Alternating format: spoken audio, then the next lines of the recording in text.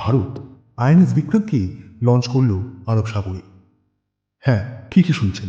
23 এপ্রিলে satellite image থেকে দেখতে পাওয়া গেছে আইএনএস বিক্রান্ত কর্ণাটকের কারওয়ার কোস্ট থেকে বেরিয়ে আরব সাগর দিয়ে করাচি পোর্টের দিকে যাত্রা শুরু করেছে। আইএনএস বিক্রান্তি কেন?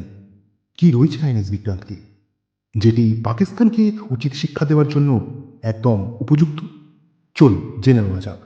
আইএনএস বিক্রান্ত 2022 সালের সেপ্টেম্বর মাসে কমিশন হয়। এটি ভারতের প্রথম ইন্ডিজিনাস বিমানবাহী রণতরী, যা আত্মনির্ভর ভারত উদ্যোগের অধীনে 76% দেশীয় উপাদান দিয়ে তৈরি হয়েছে।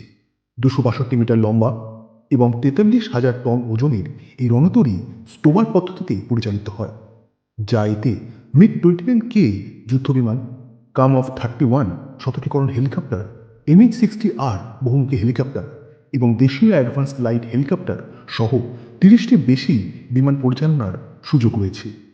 এটা আপনাকে বলে রাখা ভালো যে আইএনএস বিক্রান্ত যখন বেস থেকে বেরোয় তখন কিন্তু সে একলা বেরোয় না। It is a part of CBG, অর্থাৎ terrier battle group. It is the most terrific aircraft carrier বলা যায়। এবং 4টি দেশের কাছে এরকম বিপজ্জনক এয়ারক্রাফট ক্যারিয়ার রয়েছে, যার মধ্যে ভারত অন্যতম। আরও একটা জিনিস, যখন এই আইএনএস বিক্রান্ত আরব সাগরে সেল করে তখন কিন্তু তার সঙ্গে প্রচুর পরিমাণ যুদ্ধজাহাজও সঙ্গে থাকে, যার মধ্যে অন্যতম হল 3টি: আইএনএস কলকাতা, আইএনএস চেন্নাই এবং আইএনএস বিশাখাপত্তনম।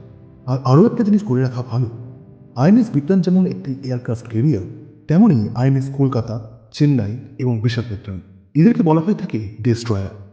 এবং এগুলো সাধারণত আইএনএস বিক্রান্তকে তার চারিদিক দিয়ে গার্ড করে চলে।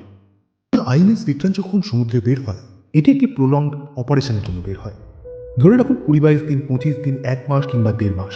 এবং যখন এটি সমুদ্রে বের হয় তার কিছু ন্যূনতম বেসিক নিডের দরকার হয়, যেমন তেল, অ্যামুনিশন, লজিস্টিক।